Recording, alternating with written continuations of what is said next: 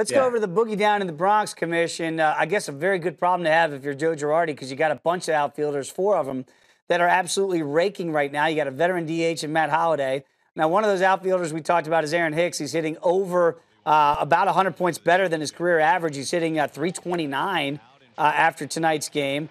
Has that hot bat by Hicks meant that he's got to stay in that rotation and he's got to play every day right now while that bat stays hot?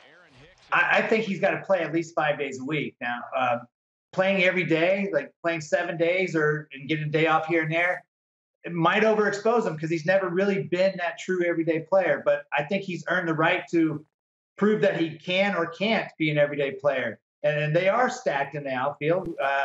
But to me, there's options. You know, you got Matt Holliday DHing and playing some first base. Chris Carter's at first base, and he's not doing anything. Right. Maybe you can try have one of those other outfielders play first base, or maybe even Aaron Hicks. I know he's a great outfielder, but he's a tall, lanky guy. Put him at first base.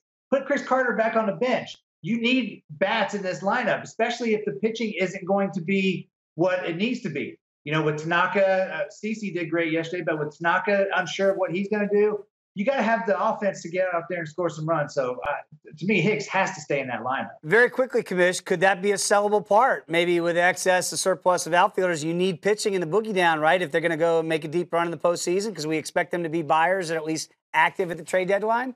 Well, I mean, I'm sure they would love to try to trade Ellsbury or Gardner.